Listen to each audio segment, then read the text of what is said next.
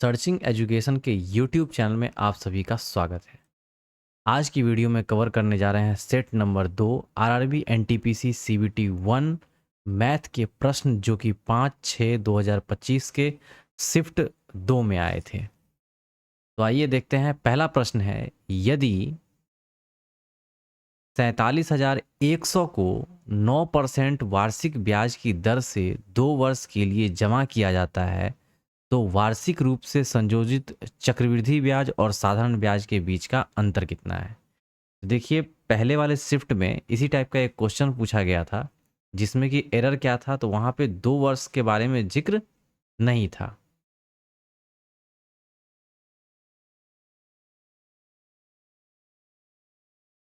तो पहले वाले शिफ्ट में 2 वर्ष का ये एरर था। तो मैंने बताया था 2 वर्ष का अगर डिफरेंस लेना हो तो उसका फॉर्मूला क्या होता है, difference is equal to P into R square upon 100 का होल स्क्वायर। तो यहाँ पे क्या दे रखा है, यहाँ पे आपका प्रिंसिपल दे रखा है, रेट भी दे रखा है और टाइम भी दे रखा है।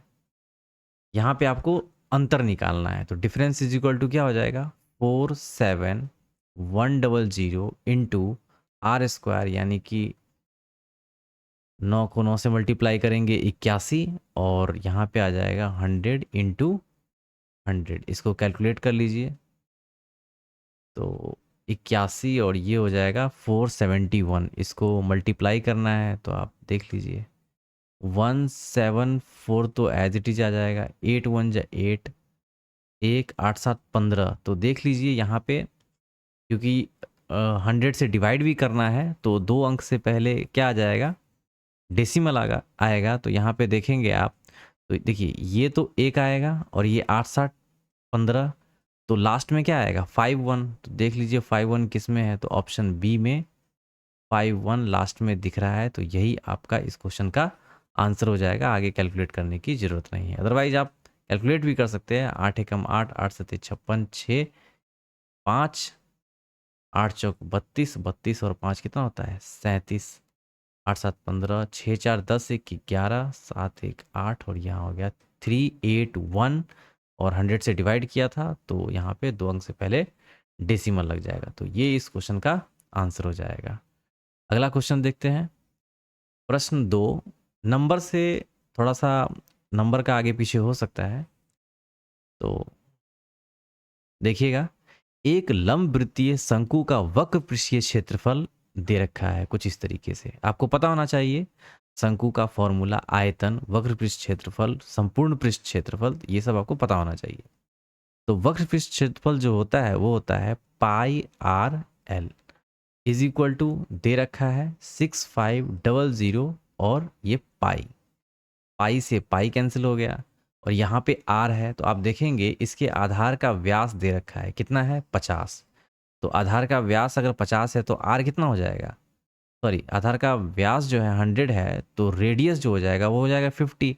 और इस रेडियस को क्या करेंगे, यहाँ पे रखेंगे, क्योंकि आर इंटू एल है। तो आर यहाँ पे इधर मल्टीप्लाई में, इधर डिवाइड में आ जाएगा। तो यहाँ पे हमें क्या मिलेगा, एल मिलेगा 0 0 5 13, यानी कि एल हमें मिला 130। अब पूछा जा रहा है इसकी हाइट। तो आप देखेंगे शंकु कुछ इस तरीके से अगर आप ड्रॉ करेंगे, और ये हमें है 130 और रेडियस दे रखा है 50, तो इसका हाइट क्या हो जाएगा, अगर आप ध्यान से देखेंगे तो ये 5 13 और यहाँ पे क्या आता है 12, ये 5 12 और 13, ये क्या है ट्रिपलेट है। अगर आपने ट्रिगोनोमेट्री, हाइट एंड डिस्टेंस के क्वेश्चन को सॉल्व किया होगा तो आपको ये एकदम बिल्कुल टिप्स पे होना चाहिए। अदरवाइज आप 13 का स्क्वायर करेंगे, फिर 5 का स्क्वायर करेंगे, माइनस करेंगे एक दूसरे से, फिर आपको ये रिजल्ट आएगा। तो 5 12 13 ट्रिपलेट होता है। तो देखेंगे 13 पे एक जीरो है, 5 पे एक जीरो है, तो 12 पे भी क्या हो जाएगा, एक जीरो आ जाएगा। तो यहाँ पे हमें हाइट इज इक्वल टू क्या मिल जाएगा, 1 2 0। इस क्वेश्चन का आंसर हो जाएगा ऑप्शन 1। अगला प्रश्न देखते हैं। व्यक्तियों के एक समूह में पुरुष, महिलाएं और बच्चे शामिल हैं। उनमें से 20% पुरुष, 50% महिलाएं हैं और बाकी बच्चे हैं। बाकी बच्चे मतलब कितने होंगे बच्चे? 20 पुरुष है, 50 महिलाएं हैं, तो 50 20 70 और बच्चे कितने हो जाएंगे? 30%। ये हमने निकाल लिया। और उनका औसत वजन जो है वो कुछ इस तरीके से दे रखा है, 45 केजी, 60 केजी और 20 केजी।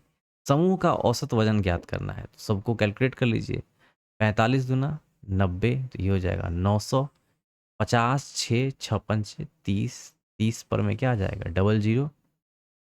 उसके बाद 20 और यहाँ 30, 3 दूनी 6, ये हो जाएगा 600। सबको ऐड कर लीजिए, 0 0 5 3 1 4। कितने से डिवाइड करना है? क्योंकि व्यक्तियों के एक समूह में ये कितना है, 100% की बात हो रही है, तो 100 से डिवाइड करेंगे। तो इस क्वेश्चन का आंसर आ जाएगा 45। तो समूह का औसत वजन जो होगा वो 45 केजी होगा। तो इस क्वेश्चन का आंसर हो जाएगा ऑप्शन 1। अगला क्वेश्चन देखते हैं। कमलेश ने 10,000 रुपये में कुछ साड़ियाँ और सूट खरीदे।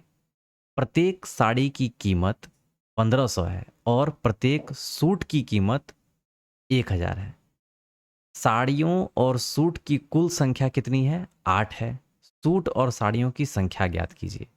तो देखिए, ऐसे क्वेश्चन में आप एक्स वाई करके भी इक्वेशन वगैरह डाल करके आप बना सकते हैं।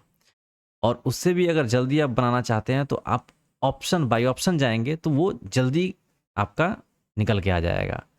तो आप देखेंगे टोटल जो क्वांटिटी है कितना है, साड़ी और सूट मिला करके 8, तो ऐड कर लेंगे 5 3 8 6 2 8 5 3 8 4 4, यानी कि सारे के सारे बराबर। इस मतलब इस तरीके से सबका रिजल्ट 8 आ रहा है। तो हमें एक एक करके कैलकुलेट करना होगा।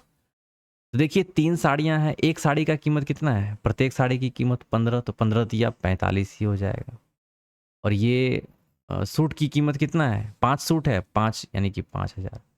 तो 4500 ये हो गया और ये हो जाएगा 5000। तो कितना आया? 5 4 9500। जबकि कितना है, कमलेश ने इन दोनों को यानी कि साड़ी और सूट को जो परचेज किया, तो उस पर खर्च कितना किया? 10,000। बट यहाँ पे 9500 खर्च हो रहा है, तो ये हमारा ऑप्शन नहीं होगा।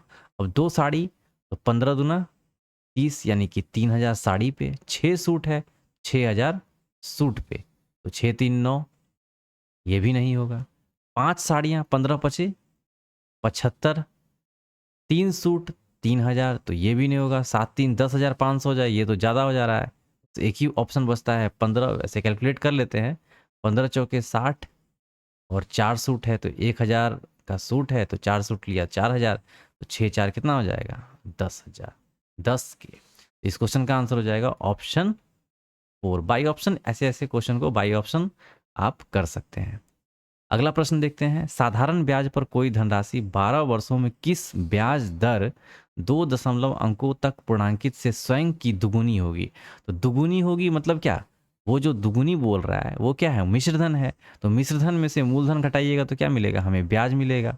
2x minus x is equal to x, क्योंकि हमने मान लिया ब्याज हमारा वो जो मूलधन है वो क्या है? x है, और मिश्रधन हमें 2x है। तो यहाँ पे आ गया ब्याज हमारा x, और ये हमारा मूलधन x इंटू 12 वर्षों में। अब पूछ रहा है rate of interest, r upon क्या हो जाएगा? 100। x से x खत्म। अब 100 में 12 से डिवाइड कर दीजिए, तो 12 ठे 96। एक ही ऑप्शन है, ऑप्शन 1। अगला, मंजीत अपनी आय का 40% खर्च करता है। अब देखिए 40% खर्च कर दिया, तो बचा कितना? 60%। और 60% ही किसके बराबर है? 18 0 0 के बराबर है। तो उसकी आय कितनी होगी? यानी कि वो 100 के बारे में पूछ रहा है, तो 100 से मल्टीप्लाई कर देंगे। 6 0 0 कट गया, 6 3 18। देख लीजिए 3 किस में है ना? 3 के बाद सिर्फ 0 ही आना है, बस ऑप्शन सी। नेक्स्ट, यदि 3.5 upon 17 point what 4 is equal to 14 upon x, तो एक्स का वैल्यू निकालना है। ये दशमलव से दशमलव खत्म, 7 से इसे कैलकुलेट करिएगा तो 7 पचे 35 और 7 दूनी 14। तो यहाँ x इज इक्वल टू, इसको मल्टीप्लाई कर लीजिए, ये आ जाएगा 8 और 17 दूनी 34 बटे 5। अब 5 से इसे डिवाइड कर दीजिए, 5 छक 30 पन्नमा 45 और आगे बढ़ने की ज़रूरत ही नहीं है। आपका फोकस जो है, आप जब कैलकुलेट कर रहे हो तो आपका ध्यान ऑप्शन पे भी होना चाहिए, क्योंकि आप पूरा का पूरा कैलकुलेट करने बैठ गए तो वो थोड़े थोड़े टाइम को बचा करके आप दूसरे प्रश्नों को सॉल्व कर सकते हैं जो थोड़े से लेंदी प्रश्न हो। अब देखिए 6 9 आ गया, बस ऑप्शन हमारा क्या हो जाएगा, ऑप्शन 1। नेक्स्ट अगला क्वेश्चन है 25 वास्तविक संख्याओं का समांतर माध्य इतना है, तो टोटल कितना हो जाएगा 25 गुने 11 0 0। तो इसे कैलकुलेट कर लीजिए। देखिए ये लिखने की भी ज़रूरत नहीं है, इसको आप वहाँ से ही कैलकुलेट कर सकते हैं।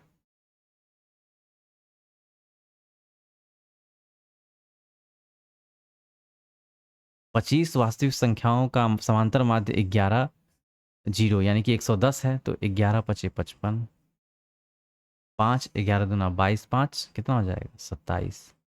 तो ये टोटल आ गया।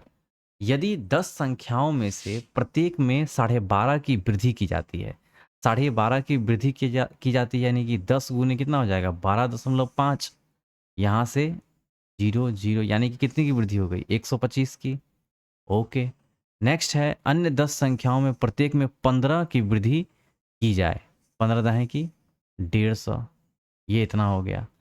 तथा शेष 5 संख्याओं में कोई परिवर्तन नहीं किया गया, तो समांतर माध्य का नया मान क्या होगा, सबको ऐड कीजिए। 5 5 2 7, 5 12 का 2, 1 7 1 8 1 9 1 10 का 0, 2 1 3। कितना से डिवाइड करेंगे, 25 का बोला जा रहा है तो 25 से डिवाइड करेंगे। 25 से कम 25, 5 25 दूनी 50, 2 25 से कम 25। इस क्वेश्चन का आंसर हो जाएगा ऑप्शन A1। अगले प्रश्न की तरफ बढ़ते हैं। अगला प्रश्न है सचिन ने क्रमशः पहला पेन इतना और दूसरा पेन इतना में खरीदा। तो यहाँ कुछ इस तरीके से दो आर्टिकल दे रखा है ना। दो आर्टिकल कहने का मतलब एक ही टाइप का आर्टिकल है। पहले पेन को 630 में खरीदा जा रहा है और दूसरे पेन को 722 में परचेज किया जा रहा है। वह पहला पेन 70% के लाभ पर बेचता है, और लेकिन खरीदार कीमत के लिए मोल भाव करता है और उसे 9% की छूट देनी पड़ती है, और उसने दूसरा पेन इतने के लाभ पर बेचा। इस लेन देन में कुल कितना लाभ हुआ। अब देखिए परसेंटेज के बारे में नहीं पूछा जा रहा है, सीधे सीधे कैलकुलेट करके पूछा जा रहा है लाभ या हानि कितना हुआ। बेसिकली यहाँ पे क्लियर किया हुआ है जो लाभ ही होगा तो लाभ के बारे में पूछा जा रहा है। अब देखिए यहाँ पे 630 है क्रय मूल्य, और इस पे क्या हो रहा है 70% का लाभ हो रहा है, तो हमने 170 लिख दिया। एकदम बिल्कुल बेसिक से जाएंगे, ज़्यादा देखिए ज़्यादा ट्रिक फ्रिक के चक्कर में जाएंगे तो थोड़ा सा लेंदी हो जाएगा, और हो सकता है वहाँ पे थोड़ा सा एक पॉइंट इधर उधर थोड़ा सा मिस हो गया तो फिर और लेंदी हो जाएगा। इससे अच्छा है आप बिल्कुल बेसिक से जाइए और जल्दी कैलकुलेट करके क्वेश्चन को सॉल्व कर लीजिए। और उसे 9% की छूट देनी पड़ती है। 9% की छूट मतलब क्या, 91/100। इसको कैलकुलेट कर लीजिए। देखिए 0 0 0 और 0। अब यहाँ पे 17 को 63 से मल्टीप्लाई कर लीजिए, तो 17 51, 5 17 छक 102, 102 प्लस 5 कितना हो जाएगा 107। अब 91 से मल्टीप्लाई करना है तो 1071, तो एज इट इज हो जाएगा। 9 1 जा 9, 9 सते 63, 3 6 9 एकम 9। इसको ऐड कर लीजिए 1 9 7 16, 1 4 6 7 9, 2 0 है तो यहाँ पे क्या आ जाएगा 974.61। अब दूसरा है दूसरा 722 का आर्टिकल है, और इस पर में क्या है 171 का क्या कर रहा है, वो प्रॉफिट जनरेट कर रहा है। तो इसको 171 से मल्टीप्लाई करेंगे तो ये देखिए 722 एज इट इज हो जाएगा, क्योंकि 1 से मल्टीप्लाई करना है, बस यहीं पे थोड़ा सा मेहनत है।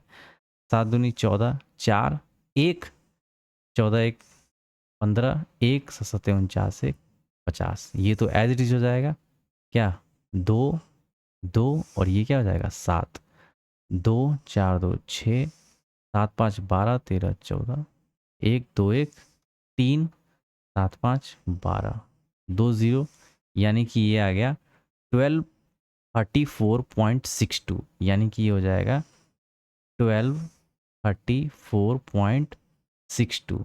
अब इन दोनों को ऐड कर दीजिए, तो ऐड करने से हमें क्या मिलेगा, देखिए ये हो जाएगा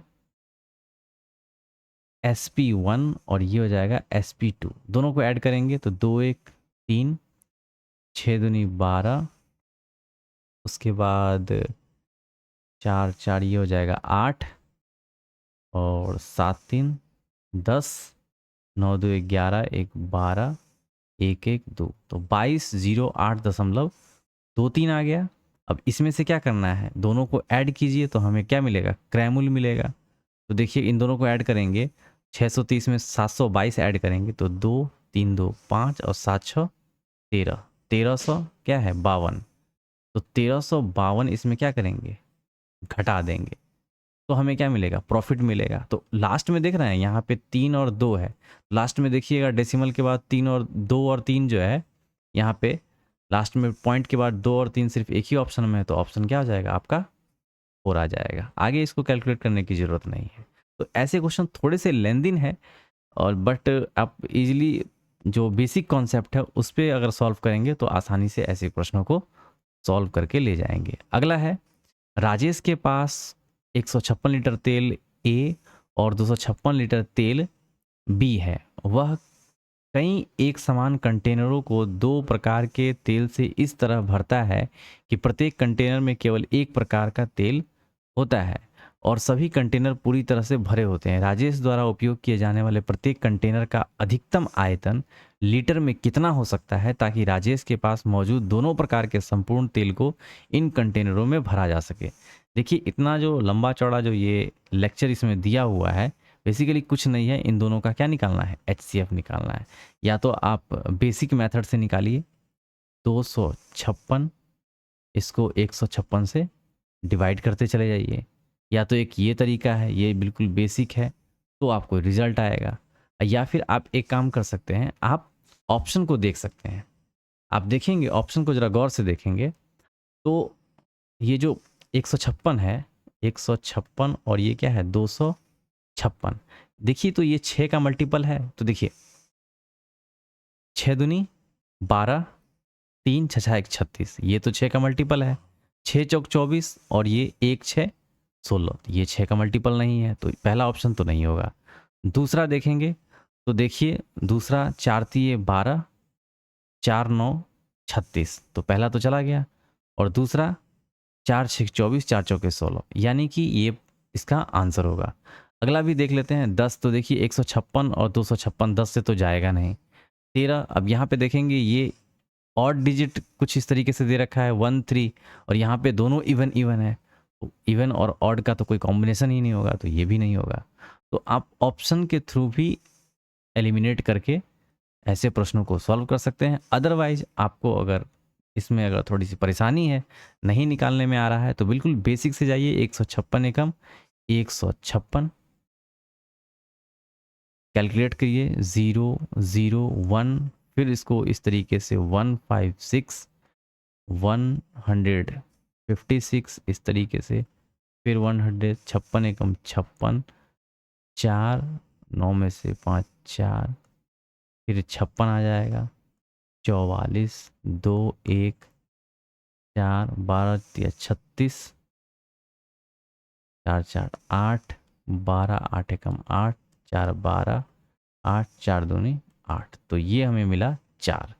तो बेसिक आपका ये है ना, बेसिक आपका ये है। अदरवाइज आप ऑप्शन को एलिमिनेट करके क्वेश्चन को सॉल्व कर सकते हैं। अगला प्रश्न देखते हैं। प्रश्न है 11, बट यहाँ नंबरिंग 36 किया हुआ है, don't worry. A B C D के समानांतर है, तो ए बी है और ये क्या है सी डी है ना, ए बी और सी डी, ए बी और सी डी, ए बी जो है लाइन है, ये सी डी के समानांतर एक त्रियक रेखा पी क्यू, एक त्रियक रेखा है जो कि पी और क्यू है। ए बी और सी डी को क्रमशः ई और एफ, ई और एफ पर प्रतिच्छेद करती है। पी ई बी यानी कि ये जो है आपका एंगल, ये वाला एंगल, ये कितना है, ये है 56। जी ए बी और सी डी के बीच एक बिंदु इस प्रकार है, ए बी और सी डी के बीच कहीं भी कोई बिंदु ले लीजिए, जैसे ये बिंदु हमने ले लिया, जी एक ऐसा बिंदु है कि बी ई जी 32, बी ई जी ये हो जाएगा 32, ये 32। जी एफ ई, जी एफ ई, जी एफ ई, जी एफ ई दे रखा है 47। ओके, तो ई जी एफ यानी कि इसका वैल्यू वो पूछ रहा है, जो इसका वैल्यू क्या होगा। तो आप देखेंगे ये लाइन है, लाइन पे एंगल कितने डिग्री का होता है, 180 डिग्री का होता है। 2 दे रखा है यहाँ, तो ये हमें निकल के आ जाएगा। तो 6 2 8 और 5 3 8, 180 में से घटाइएगा इसे, तो 10 में से 8 गया 2, 17 में से 9 8 17, यानी कि हो जाएगा ये 92। ओके, अब यहाँ पे 92 है, ये 47 है, इन एक ट्रायंगल बन रहा है यहाँ पे ई जी एफ, इसके अंदर का जो एंगल होगा उसका सम कितना होगा, वो 180 डिग्री, और इन दोनों का सम हमें निकल के आ गया 47, इसमें ऐड करेंगे तो 2 आ गया, हमें 2 दिया हुआ है, तीसरा निकालने के लिए क्या करेंगे, दोनों को सम करेंगे और 180 में से घटा देंगे, तो 7 2 ये हो गया 9 और 9 4 13, 180 में से इसको घटा दीजिए, 10 में से 9 गया व्हाट, एक यूनिट डिजिट पे एक ही ऑप्शन है, देख रहे हैं, यूनिट डिजिट पे एक जो है एक ही ऑप्शन में दिख रहा है, तो बिना कुछ सोचे समझे ऑप्शन 4 टिक करेंगे। ठीक है, आप निकाल भी सकते हैं, 10 में से 9 गया 1, 7 में से 3 गया 4, तो 41 डिग्री। ओके, चलिए बढ़ते हैं अगले प्रश्न की तरफ।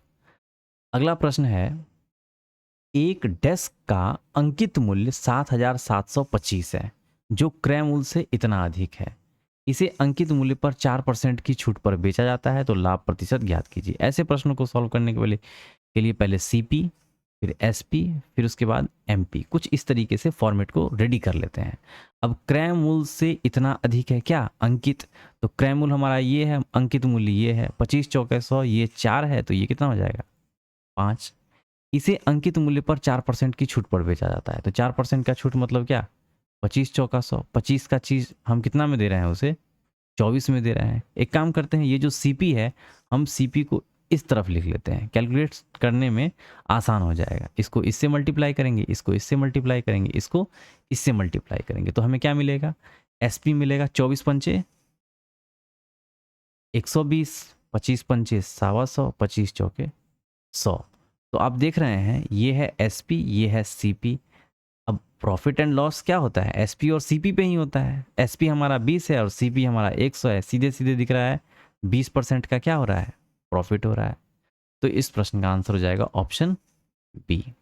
देखिए यहाँ पे भी लिख करके आप कैलकुलेट कर सकते थे, बट थोड़ा सा क्वेश्चन को इजी बनाने के लिए हमने क्या किया, सीपी को इधर ना लिख करके इधर लिख दिया, क्योंकि क्रॉस इस तरीके से ये मल्टीप्लाई होता है जब भी होता है। ठीक है, जब सीपी एसपी और एमपी लिखेंगे तो कुछ ऐसे प्रश्न होते हैं जो यहाँ पे सीपी आता है, एसपी का वैल्यू ऊपर नीचे इस तरीके से आता है, फिर एमपी का वैल्यू यहाँ रहता है, तो आप इस तरीके से कैलकुलेट करेंगे। ऐसे भी प्रश्न होंगे आगे के शिफ्ट में, अगर ऐसा प्रश्न होगा तो उसको हम बताने की कोशिश करेंगे। अगला प्रश्न देखते हैं, जब इतना इतना इतना में प्रत्येक में x जोड़ा जाता है तो इस क्रम में प्राप्त संख्याएं समानुपात में होती है। देखिए इस तरीके का क्वेश्चन जो है पहले शिफ्ट में भी पूछा जा चुका था, तो सेम है उसी तरीके से इसको भी सॉल्व करेंगे। 26 है, फिर 40 है, फिर 20 है, सॉरी 22 और उसके बाद 34। हमने क्या किया था, इन दोनों का डिफरेंस निकाला था और इन दोनों का डिफरेंस निकाला था, उसके बाद रेशियो में कन्वर्ट कर लिया।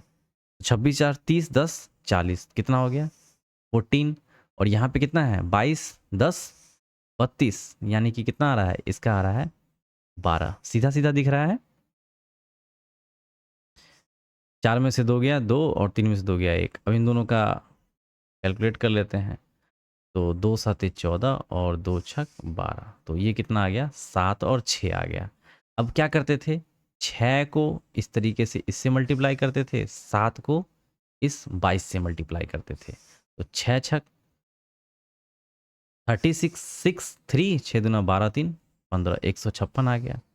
उसके बाद इसमें से घटाएंगे, 7 दूनी 14 और 7 दूनी 14। हमने जब घटाया तो क्या मिला हमें, 144 और 156, 44 6 6 6 12। और इसमें क्या करेंगे, इन दोनों का जो डिफरेंस है एक आया, इससे डिवाइड कर देंगे। एक से डिवाइड किया तो हमें क्या मिला, एक सेकेंड 7 दूनी 14, 14 का 4 हाथ में 1, 7 दूनी 14 1 15, ये 154 आ जाएगा। ओके, तो यहाँ पे हमें क्या मिलेगा, 2 मिलेगा, और 2 में 7 में से 6 गया 1, तो 1 से डिवाइड करेंगे तो हमें x का वैल्यू जो है क्या मिलेगा, यही 2 मिलेगा। अब x का वैल्यू आ गया 2, अब 2 जो है इस वाले में इक्वेशन में पुट करेंगे, तो आप रखेंगे यहाँ पे, तो 4 दूनी 8 बटे क्या हो जाएगा y बराबर y बटे 7x, 7 दूनी 14, 14 में से 6 गया 8 6 14, यानी कि ये 8, तो y का वैल्यू क्या आ जाएगा, 8 8 64, अंडर रूट इसको इस तरीके से कैलकुलेट करेंगे तो क्या आ जाएगा आपका y का वैल्यू 8 आ जाएगा। तो इस क्वेश्चन का आंसर हो जाएगा ऑप्शन 4। अगला प्रश्न देखते हैं, अतुल का वेतन इतना प्रति माह है। देखिएगा बड़े सावधानी से ऐसे प्रश्न को सॉल्व कीजिएगा। 10,000 पर मंथ उसका वेतन है, वह घर के किराए पर 6,000 खर्च करता है, ओके, और 2500 बिल पर खर्च करता है। कितना करता है, 2500 बिल पर खर्च करता है, 0,0562,8 इतना खर्च करता है, और बाकी धनराशि उसकी मासिक बचत है। मासिक बचत कितना है, 8,500 खर्च कर दिया तो मासिक बचत उसका हो गया 1,500। एक साल में, अब एक साल की जिक्र हो रही है, एक साल में कितने महीने होते हैं, 12। एक साल में उसकी बचत ज्ञात करना है। अब एक साल में वो बचत कितना, तो सीधा सीधा दिख रहा है 12 है और ये 15 है, 15 यहाँ से 12 को और 15 से मल्टीप्लाई करेंगे तो 180। बस यहाँ से आप निकालेंगे, आपका देखेंगे 180 आ रहा है, आंसर निकालेंगे, बट वो गलत हो जाएगा। क्यों, क्योंकि आपने पढ़ा नहीं। यदि उसके जन्मदिन के महीने में, ध्यान देंगे, यदि उसके जिस महीने में उसका जन्मदिन होता है, उसने अपनी सारी मासिक बचत जो है जन्मदिन पर उड़ा दी, तो जिस मंथ में उसका बर्थडे होगा वो कोई एक ही मंथ होगा, तो 12 में से 1 घटा दीजिएगा, यानी कि 1 मंथ माइनस कर दीजिएगा, तो बचेगा कितना, 11 ही तो बचेगा ना मंथ। अब 11 मंथ यानी कि वार्षिक पूछ रहा है, बट उस वर्ष में टोटल कितने मंथ बचे हैं, 11। तो 11 को 15 से मल्टीप्लाई करेंगे, तो 15 को 11 से मल्टीप्लाई करेंगे तो क्या वैल्यू आएगा हमें, 15 का है 65 से, यानी कि 165। तो इस क्वेश्चन का आंसर हो जाएगा 165। 15 कम 15 5, 15 कम 15 1 16, यानी कि 16,500 रुपया जो होगा उसका मासिक क्या हो जाएगा, ये एक साल में उसकी मासिक बचत होगी। ठीक है, तो ऐसे प्रश्नों को बड़ी सावधानी से करना होता है, क्योंकि अगले स्टेटमेंट में ही क्या होता है, क्वेश्चन का पूरा फॉर्मेट ही चेंज हो जाता है। अगला प्रश्न देखते हैं, एक लंबवृत्तीय शंकु का वक्र पृष्ठ क्षेत्रफल जो है कुछ इस तरीके से दे रखा है, तो हम फिर से निकालते हैं पाई आर, और यहाँ पे व्यास दे रखा है, तो आर क्या हो जाएगा 2 7, और ये 2 हो जाएगा, क्योंकि इसका हाफ हो जाता है रेडियस, और एल हमें शायद निकालना होगा, नहीं तो एल यहीं से निकल जाएगा ना, 5400, पाई है, पाई से पाई ख़त्म, और इसे एल का वैल्यू निकालेंगे तो एल इज इक्वल टू क्या हो जाएगा 5400 अपॉन 72, 9 8 72 और 9 6 54, 8 एकम 8 सते 56, 8 पंचे 40, यानी एल का वैल्यू जो हमें मिला वो कितना मिला, 75 मिला। अब यहाँ से हम शंकु को ड्रॉ करेंगे, शंकु को ड्रॉ करने के बाद एल हमारा है 75, और व्यास से रेडियस हमने निकाला था कितना था, ये हो गया 72। अब 75 है 72 है, 3 से इसे देखें, ये हो जाएगा 25, और 3 दूना 6, 3 चौक 12। अब आप देखेंगे इसको 3 से हमने क्यों डिवाइड किया, हम बताते हैं आपको। 76 में 3 से डिवाइड किया तो हमें मिला 25, 72 में 3 से डिवाइड किया तो हमें मिला 24। अब 25 24 और 7, 7 24 25, ये क्या होता है, ट्रिपलेट होता है। भर भर के क्वेश्चन है सीजीएल का, जब आप मैथ सॉल्व करेंगे तो हाइट एंड डिस्टेंस, ट्रिगोनोमेट्री में भर भर के इस टाइप के क्वेश्चन, मतलब सॉरी मेंसुरेशन में आपको ऐसे क्वेश्चन देखने को मिलेंगे। तो और हाइट एंड डिस्टेंस में भी आपको इस टाइप के क्वेश्चन मिलेंगे, तो वहाँ से आपको क्या होता है, ये सब चीज़, ये जो नंबर है जो मैं मतलब बड़ी आसानी से इसको कैलकुलेट कर पा रहा हूँ, क्योंकि अब 75 का स्क्वायर निकालेंगे, फिर उसमें से 72 के स्क्वायर को घटाएंगे तो काफ़ी लेंदी हो जाएगा। अगर ट्रिपलेट है तो वो आसान है। तो यहाँ पे आ जाएगा आपका 7। अब हमने क्या किया था, 3 से डिवाइड किया था, अब क्या करेंगे, इसमें 3 से मल्टीप्लाई करेंगे तो 7 क्या हो जाएगा 21। तो ऊंचाई क्या निकल के आ गया 7 21, हाइट जो है 21 सेंटीमीटर इस क्वेश्चन का आंसर होगा। अगला है किसी वृत्त की एक जीवा द्वारा उसके केंद्र पर बनाए गए कोण और वृत्त की परिधि के किसी भी बिंदु पर बनाए गए कोण का अनुपात क्या होगा। तो पहले तो हम क्या करते हैं, एक सर्कल ड्रॉ करते हैं, एक अच्छा सा सर्कल, उसमें एक जीवा। अब इस जीवा से क्या होता है, केंद्र पर एक एंगल बनता है, ठीक है। अब केंद्र पर जो एंगल बनता है वो क्या होता है, पूछा जा रहा है परिधि पर के एंगल का क्या है, देख लेते हैं।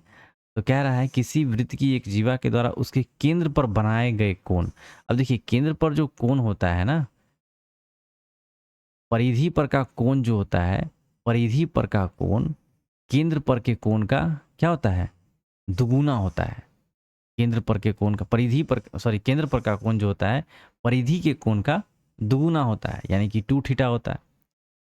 ऐसे लिखिए,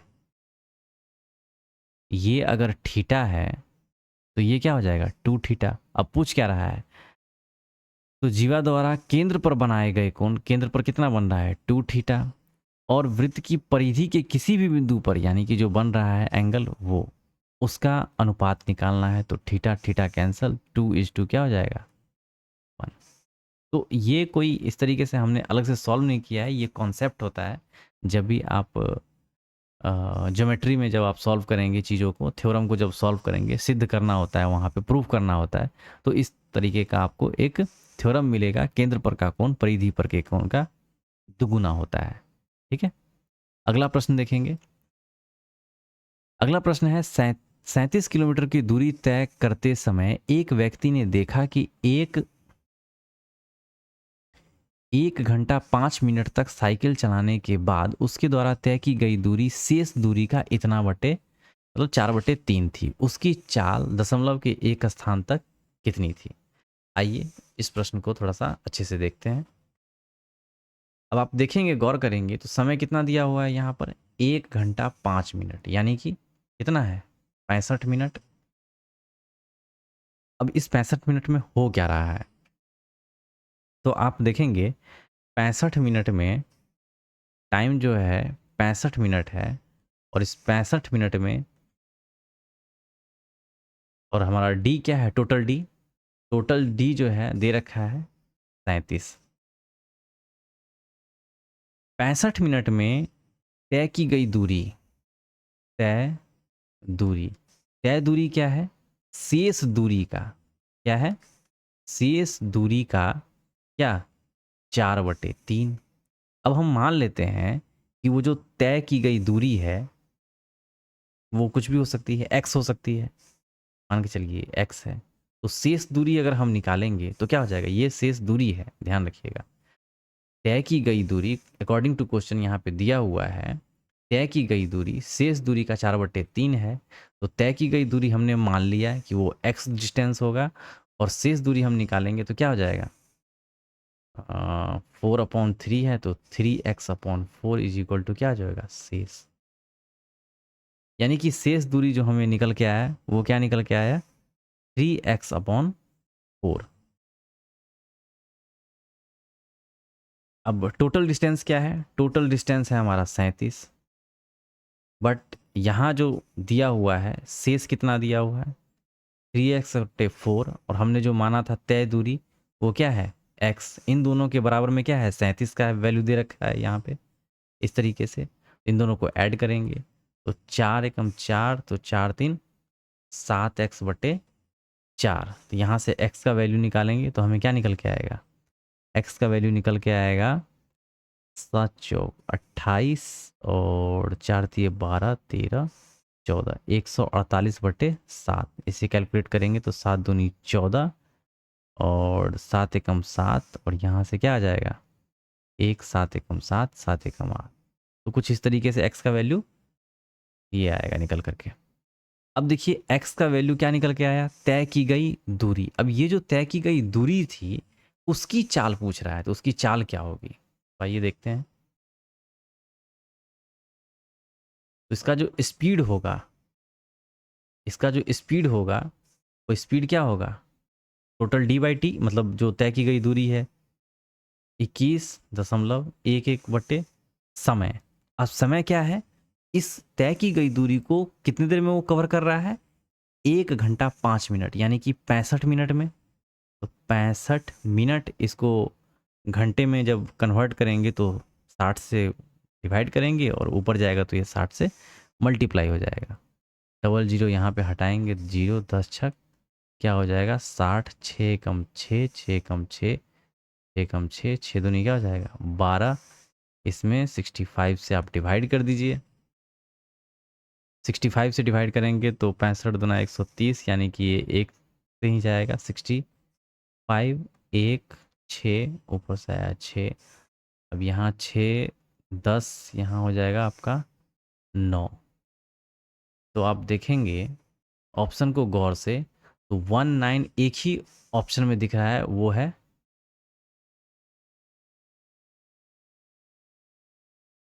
है ऑप्शन 1 19.5।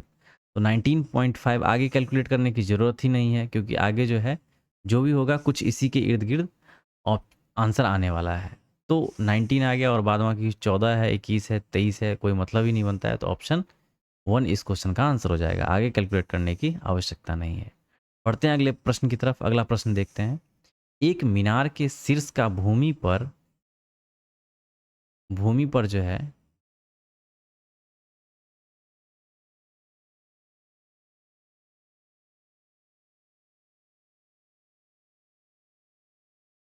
उन्नयन कोण कितना है 30 डिग्री का। वह बिंदु मीनार के पास से 48 मीटर दूर है। कितना है 48 मीटर दूर है। तो ये हाइट पूछा जा रहा है। टेन थीटा यानी कि 10 30 का वैल्यू होता है 1/√3 is equal to H upon क्या है 48। 48 को आप 16 × 3 लिख सकते हैं और 3 को √3 × 3 लिख सकते हैं। इसका वैल्यू क्या है 48 है और 48 को हमने ब्रेक कर दिया रूट और 16 के फॉर्म में। क्यों? क्योंकि नीचे में हमें √3 ऑलरेडी दे रखा है क्योंकि 48 उधर गया और 48/√3 इसी को कैलकुलेट करने के लिए। तो √3 से √3 खत्म, तो h का वैल्यू क्या आ जाएगा 16√3। तो इसको बिना पेन के भी आप सॉल्व कर सकते थे। Option 4 16√3 metre. अगला प्रश्न देखते हैं। एक पाइप किसी टैंक को 10 मिनट में भरता है। ओके, ये जो है 10 मिनट में भरता है और दूसरा 20 मिनट में खाली कर देता है। ये प्लस भर रहा है और ये माइनस 20 खाली कर रहा है। 20 10 दूनी 20, 20 से कम 20, ये प्लस ये माइनस, तो कितना हो जाएगा एक। एक साथ खोलने पे क्या हो जाता है, एक साथ खोलता है दो में से एक, तो ये 20/1 यानी कि कितना समय लगेगा 20 मिनट लगेगा इस पूरे टैंक को पूरी तरह से भरने में। तो इस क्वेश्चन का आंसर हो जाएगा ऑप्शन 3। अगला प्रश्न देखते हैं। अगला है 12 विद्यार्थियों के सांख्यिकी विषय में अंक इतना इतना इतना है और y है तथा x और y क्रमशः न्यूनतम और उच्चतम अंक है। x क्या है मिनिमम वैल्यू दे रखा है, ध्यान रखिएगा, और y जो है ये है क्या मैक्सिमम वैल्यू दे रखा है। यदि अंकों का परास मतलब रेंज दे रखा है, रेंज और एवरेज है ना, यानी कि औसत दे रखा है। रेंज हमें दे रखा है 70 और एवरेज दे रखा है 64। अब देखिएगा रेंज जो होता है वो क्या होता है मैक्सिमम माइनस मिनिमम, यही तो होता है रेंज। जब आप सांख्यिकी पढ़ेंगे स्टैटिक्स में रेंज का जो फॉर्मूला होता है वो क्या होता है, रेंज का फॉर्मूला होता है मैक्सिमम माइनस मिनिमम। तो मैक्सिमम हमारा क्या है y और मिनिमम क्या है x और इसका वैल्यू दे रखा है 70 के बराबर। ये तो एक तो निकल के आ गया इक्वेशन। अब दूसरा है एवरेज। अब सबको ऐड करेंगे तो देखिए x प्लस वाई प्लस सबको ऐड कीजिए।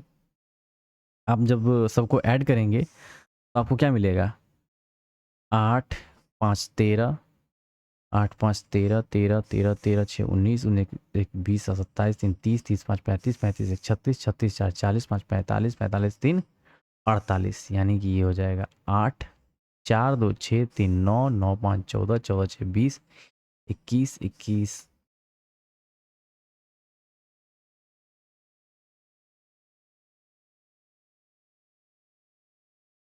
और यानी कि 64। x प्लस वाई प्लस 64 और इसका जो एवरेज है वो कितना दे रखा है, यानी कि टोटल कितना हो गया आप देखेंगे कैलकुलेट करके। तो टोटल है 1 2 3 4 5 6 7 8 9 10 11 12, यानी इनका जो एवरेज है वो कितना दे रखा है 64 दे रखा है, तो x प्लस वाई का वैल्यू क्या हो जाएगा, 12 चौक 48, 4 12 चौक 48, 4 12 छक 72 और 4 कितना हो जाएगा 76, और x ये क्या है x प्लस वाई, और ये क्योंकि इसको इससे मल्टीप्लाई किया है ना, और 648 राइट हैंड साइड में जाएगा तो क्या हो जाएगा माइनस हो जाएगा, तो x प्लस वाई का जो वैल्यू आएगा 0 2, यानी कि x प्लस वाई का वैल्यू 120 आ गया। यहाँ x प्लस वाई का वैल्यू 120 रख लेते हैं। अब पूछ क्या रहा है, तो x और y का ज्ञात करने के लिए, और x और y ही तो बोल रहा है। तो देखिए यहाँ पे प्लस प्लस में y है माइनस x और प्लस x, तो दोनों को हटाया हमने तो हमें क्या मिला 2y का वैल्यू 12 7 19 190, y का वैल्यू क्या आ जाएगा 2 9 18 2 5 10।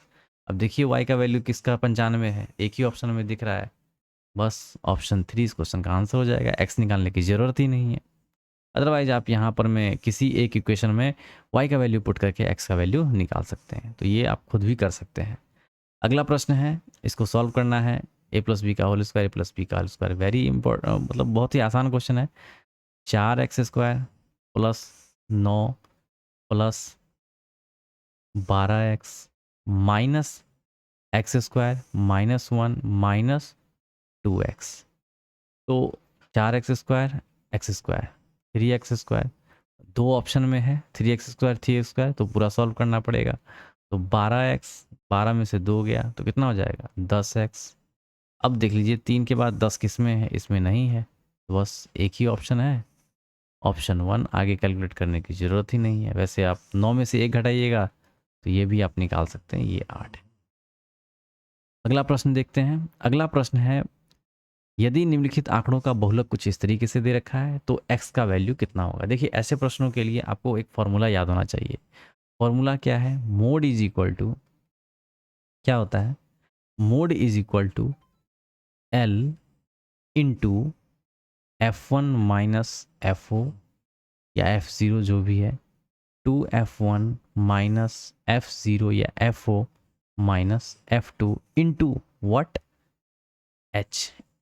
अब एक एक करके बताते हैं इन सब का मीनिंग क्या है। तो ये हो गया बहुलक, जो कि बहुलक हमें दे रखा है 140 बराबर, अब L का मतलब क्या है, L का मतलब है लोअर लिमिट। अब देखिए यहाँ x का वैल्यू पूछा जा रहा है, तो x के रिस्पेक्ट में ही चीज़ों को सॉल्व करेंगे। तो 140 और 145 ये वर्ग है, तो इस वर्ग में 140 क्या हो जाएगा लोअर लिमिट हो जाएगा, तो 140 यहाँ पे लिख लेंगे।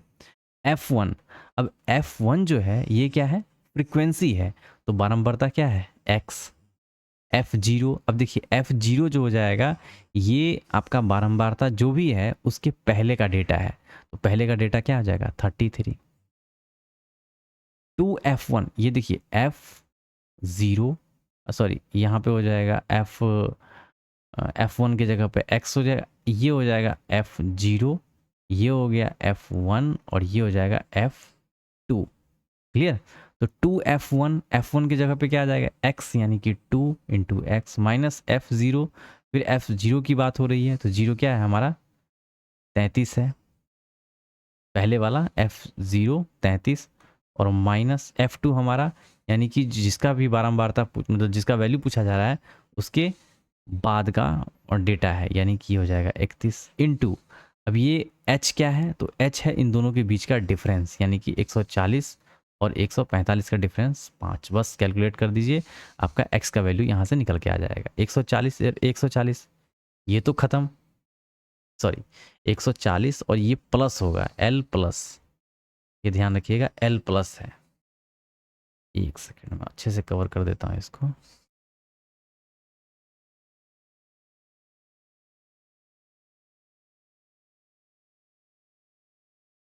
L प्लस, तो ये हो जाएगा 140 प्लस, तो देखिए 140 और 140, देखिए उधर जाएगा तो ये 140 में से 140 गया तो ये 0 0 प्लस ऊपर का डेटा क्या है x, x माइनस क्या है 33 इंटू वट 5। अब नीचे का जो भी डेटा है ऊपर वाले के साथ 0 के साथ मल्टीप्लाई होगा तो 0 ही देगा, कुछ नहीं करना है, उसको छोड़ देना है। 0 is equal to 5x minus what 33 गुने 5, इसको ऐसे ही रहने दीजिए। अब इस वाले को लेफ्ट हैंड साइड लेके जाइए, तो प्लस में 33 गुने 5 बराबर क्या है 5x, 5 से 5 खत्म, x का वैल्यू क्या आ जाएगा 33। तो इस क्वेश्चन का आंसर हो जाएगा ऑप्शन बी 33। अगला प्रश्न देखते हैं। एक विक्रेता ने एक में 5 चॉकलेट बेची। अब सीधा सीधा क्वेश्चन है, एक में 5 बेचता है। जब बेचता है तो यहाँ पे क्या निकालना है, उस 1 रुपये में कितनी चॉकलेट खरीदी, यानी कि सीपी निकालना है। तो सीपी के लिए हम क्या करते हैं, 100 को ऊपर लिखते हैं और क्या होता है जो भी प्रॉफिट एंड लॉस होता है उसको नीचे रखते हैं। ठीक है, तो 0 से 0 खत्म, 5 दूनी 10, 2 सते 14, यानी कि 1/7। तो 1 रुपये में कितना खरीद रहा है, 7 खरीद रहा है चॉकलेट, जो भी है। अगला प्रश्न है, अगर वही देखिए पिछला सवाल एक बार मैं उसको और अच्छे से एक्सप्लेन कर देता हूँ। अगर एक में 5 या 4 जो भी है खरीदा होता, जिसे जिससे उसे 40%, 50% या जो भी है उसका प्रॉफिट एंड लॉस हो रहा होता, तो फिर पूछा जाता 1 रुपये में कितनी चॉकलेट बेची, तो फिर क्या करते, इसको उल्टा कर देते हैं। ये जो 140, 50 जो भी है इसको ऊपर रखते हैं और 100 को फिर नीचे रखते हैं। ठीक है, इस तरीके का क्वेश्चन रहता है, तो आप देख लेंगे। एक टैक्सी स्टैंड से 2 टैक्सी 28 मिनट के अंतराल पर इतना किलोमीटर की चाल से चलना शुरू करता है। दोनों टैक्सी एक ही दिशा में यात्रा करता है। टैक्सी स्टैंड की ओर विपरीत दिशा से आ रहा एक आदमी टैक्सियों से 10 मिनट के अंतराल पर मिलता है। आदमी की चाल ज्ञात करना है। बहुत ही अच्छा क्वेश्चन है, आइए देखते हैं इस प्रश्न को किस तरीके से सॉल्व करते हैं। एक टैक्सी स्टैंड से, देखिए टाइम जो है यहाँ पे टाइम हम लिख लेते हैं। टैक्सी का जो टाइम है वो टैक्सी टाइम कितना ले रहा है, 28 मिनट का टाइम ले रहा है। और टैक्सी और टाइम है ना, टैक्सी और टाइम यहाँ देखिएगा, दोनों टैक्सी एक ही दिशा में तय करती है। टैक्सी स्टैंड की ओर विपरीत दिशा से आ रहा आदमी, टैक्सी इस तरफ से जा रहा है और आदमी इस तरफ से मतलब आ रहा है। और दोनों का जो ये मिलने का जो ये है ना अंतराल जो है ना, कितना है 10 मिनट का है। तो ये हो जाएगा टैक्सी का, और ये टैक्सी प्लस मैन, ये दोनों का हो जाएगा 10। तो टाइम का जो रेशियो हो जाएगा वो कितना हो जाएगा 2, 14 और ये 2, 5। जब टाइम का रेशियो 14, 5 है तो स्पीड का रेशियो क्या हो जाएगा 5 और 14। अब यहाँ पे आप देखेंगे ये 5 जो दे रखा है स्पीड किसका है, टैक्सी का है। और ये 14 जो स्पीड है ये कितना है, इसका टैक्सी और मैन दोनों का है। तो 5 अगर टैक्सी का स्पीड है तो 14 में से 5 घटाइएगा तो 9 किसका हो जाएगा, 9 हो जाएगा मैन का स्पीड। क्लियर ना, यहाँ तक तो समझ में आ रहा है। अब ये 5 जो है दिया हुआ है टैक्सी की चाल है ना, एक टैक्सी स्टैंड से 2 टैक्सी 28 मिनट के अंतराल पर इतना किलोमीटर प्रति घंटा की चाल से चलना शुरू करता है। तो 5 का वैल्यू दे रखा है कितना 74। तो बोल रहा है टैक्सी स्टैंड की ओर विपरीत दिशा से आ रहा एक आदमी, टैक्सियों को आदमी की चाल, तो आदमी की चाल यहाँ पे 9 दे रखा है। 5 बराबर 74, तो 9 बराबर वाट 74/5 गुने 9, इसे मल्टीप्लाई करिए। 9 चौक 36 के 6 हाथ में 3, 9 सते 63 और 3 वाट 66। 5 से डिवाइड करेंगे तो 5 एकम 5, 1 6 5 3 15, 1 6 5 3 15, 133। आगे कैलकुलेट करने की जरूरत नहीं है, ऑप्शन 4 इस क्वेश्चन का आंसर हो जाएगा। ये चीज़ समझ में आया कि नहीं आया। ये देखिए टैक्सी है और टैक्सी प्लस मैन दोनों का ये समय का इस तरीके से अंतराल दे रखा है और ये इसका समय दे रखा है। समय का हमने रेशियो निकाला और इसका उल्टा जो होता है वो स्पीड का रेशियो होता है। ये स्पीड है, ये ध्यान रखिए। अगला प्रश्न देखते हैं। अगला प्रश्न है बिल्कुल सिंपल है। 70 प्लस 6, 12 छक 72 प्लस 29 माइनस 30। तो 9 2 11, 9 2 11, 1 7 1 8 1 9 2 11 माइनस 30 1 8 3 11 81 इस क्वेश्चन का आंसर हो जाएगा। समीकरण इतना का विविक्त कर कितना है, विविक्त कर मतलब क्या है डी का वैल्यू क्या होता है बी स्क्वायर माइनस वाट 4ac। बी क्या हो जाएगा हमारा यहाँ पे -2 का होल स्क्वायर 4 माइनस 4 इंटू ए कितना है हमारा एक्स का कोफिशियंट 1 इंटू सी कितना है 13।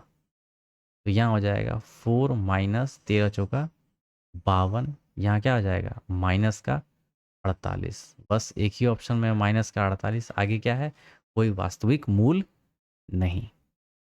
अगला देखते हैं m का वह मान। देखिए m का मान क्या हो जाएगा, तो देखिए 29 के पावर में 3 है और 29 के पावर में 2 है, तो ये 2 और यहाँ से 2 2 खत्म होकर के एक ही बच जाएगा। 4 के पावर में 2 है ना, और 4 के पावर में क्या है 3 है, तो 4 के पावर में 2 है तो ये पूरा का पूरा खत्म हो जाएगा, और ये 3 है तो एक रह जाएगा, यानी कि 29/4 रहेगा। ठीक है, अब 29 के पावर में 1 और 29 के पावर में 11, तो 29 के पावर में क्या हो जाएगा 12, 4 के पावर में 1 और 4 के पावर में 11, तो 4 के पावर में क्या हो जाएगा 12। कुछ इस तरीके से होगा। और यहाँ पे 4 के पावर में 4/29 के पावर में दे रखा है 9m+7। अब 4/29 बनाना है इसको, 4/29 बनाने के लिए क्या करेंगे 4/29 जब बनाएंगे तो ये पॉजिटिव जो वैल्यू है ये निगेटिव में कन्वर्ट हो जाएगा। ओके, 4/29 9m+7, ये खत्म, -12 - 7 = 9m, तो -19/9 = m, यानी कि m का वैल्यू क्या हो जाएगा -19/9। ठीक है, तो ये जब भी फ्रैक्शन में ऊपर का नीचे, नीचे का जब ऊपर होता है तो यहाँ पे जो पावर होता है ये पॉजिटिव निगेटिव निगेटिव पॉजिटिव में कन्वर्ट हो जाता है। तो ये कुछ इस तरीके से इसका आंसर होगा। अगला प्रश्न देखते हैं। मान लीजिए एक्स वाई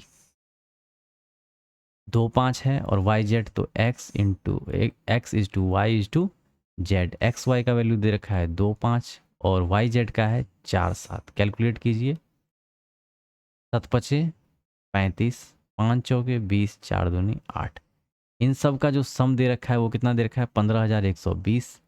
तो 20 8 28, 28 और 35, तो 8 5 13, 8 5 13, 1 3 2 5 1 6, यानी कि 63 के बराबर में दे रखा है 15120।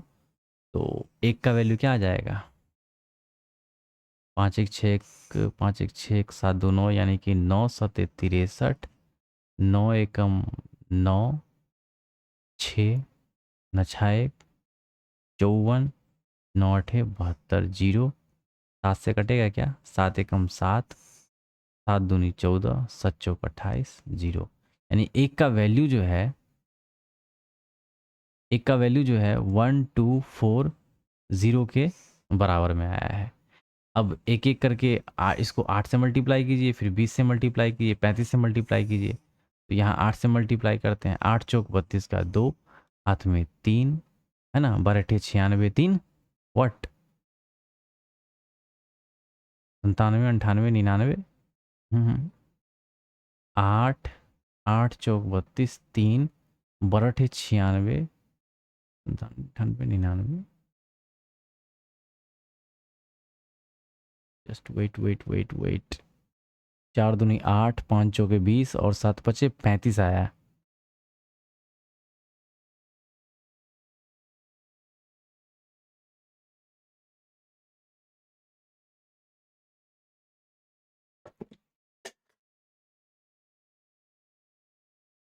सॉरी 8 8 5 13 यहाँ पे हो गया, 3 2 5 1 6, यानी कि 63 का वैल्यू ये दे रखा है। 63 का वैल्यू 1512, यानी कि 1 का 63 63 63 63, ये 9 7 63, 9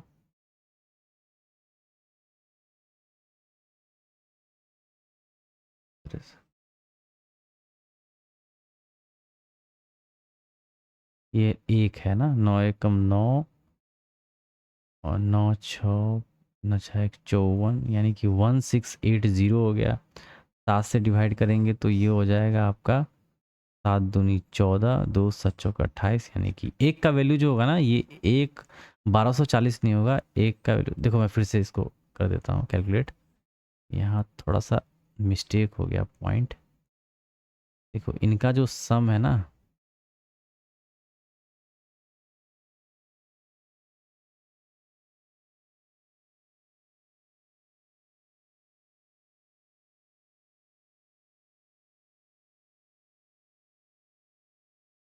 इनका जो सम निकल के आया है वो कितना है, 8 5 13,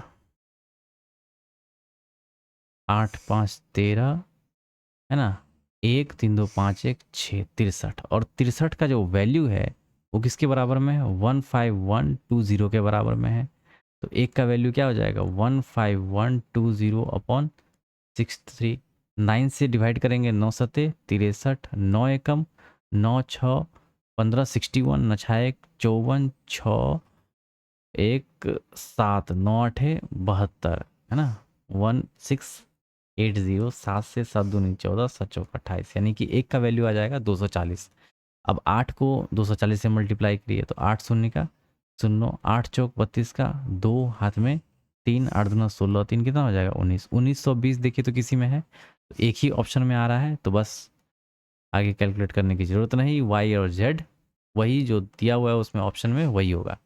दो पाइप ए और बी इतना लीटर की एक टंकी को इतना घंटे और इतना घंटे में भर सकते हैं। तो देखिए ए है वो 9 घंटे में भरता है, और बी जो है वो क्या करता है 6 घंटे में भरता है। एफिशिएंसी क्या हो जाएगा, 9 और 6 का इसका हो जाएगा, टोटल वर्क निकाला 18, 9 दूनी 18, 6 और त्रिक 18, यानी कि 2 और 3 आ गया। मतलब टोटल वर्क जो हुआ 18 बटे दोनों मिलकर के, इन पूरा जो टोटल वर्क जो भी काम है दोनों मिलकर के 18 बटे 5 समय में कंप्लीट कर देंगे। बट क्या हो रहा है ना, यहाँ पे 3700 लीटर को करने के लिए ये इस तरीके से ना 3700 लीटर की एक टंकी को क्रमशः इतना इतना में भरने के लिए इसका जो वर्क है टोटल कितना, ये कितना टाइम लग रहा है, जो भी है 18 बटे 5 समय लग रहा है। अब पूछा जा रहा है प्रश्न में 6400 लीटर को एक टंकी, मतलब 1 लीटर की एक टंकी खाली करने में, खाली टंकी को भरने में कितना घंटे लगेगा। तो 3700 को 18 बटे 5 लग रहा है, तो 64 को कितना लगेगा 18 बटे 5 बटे वाट 37 गुने 64। इसको कैलकुलेट करेंगे तो यहाँ देखिए 0 से 0 ख़त्म, और यहाँ हो जाएगा 18 बटे 5 गुने 37, और ये हो जाएगा 64। यहाँ पे कैलकुलेट करेंगे इन सबको, 18 चौक 72, 2 7 18 छक 108, 108 2 10 115, यही होगा ना 115, और 5 सते 35 का 5 और 3 5 या 15 3 18, 1152 बटे 185, 1152 बटे 185 घंटे, यही इस क्वेश्चन का आंसर हो जाएगा। फर्दर आगे कैलकुलेशन नहीं है तो हम छोड़ देंगे। अब देखिए यहाँ पे क्या है, 194 प्लस 6 गुने 1 माइनस 6 प्लस 5 डिवाइड 12, इस तरीके से करना है। तो आप देखेंगे 6 गुने, यहाँ पे देखेंगे 5 1 6, 5 और 1 6, 6 में से 6 गया 0। अब 0 को 6 से मल्टीप्लाई करेंगे तो क्या हो जाएगा आपका 0 ही होगा, और 0 में 12 से भाग देंगे तो वो भी 0 हो जाएगा। तो ये सब का वैल्यू क्या आ गया 0। तो 194 0 ऐड करेंगे तो क्या आ जाएगा 194। इस क्वेश्चन का आंसर हो जाएगा डी। तो ये लास्ट प्रश्न था इस सेट का। क्वेश्चन का सॉल्यूशन आपको कैसा लग रहा है कमेंट सेक्शन में ज़रूर अपनी प्रतिक्रिया दर्ज करें। वीडियो को रेगुलर देखने के लिए चैनल को सब्सक्राइब कर लें। अगर आपको वीडियो पसंद आ रहा है तो अपने दोस्तों के साथ भी इस वीडियो को ज़्यादा से ज़्यादा शेयर करें, जिससे कि हमें थोड़ा सा मोटिवेशन मिले और आगे के वीडियो को भी रन कर पाएँ। वीडियो में बने रहने के लिए बहुत बहुत धन्यवाद।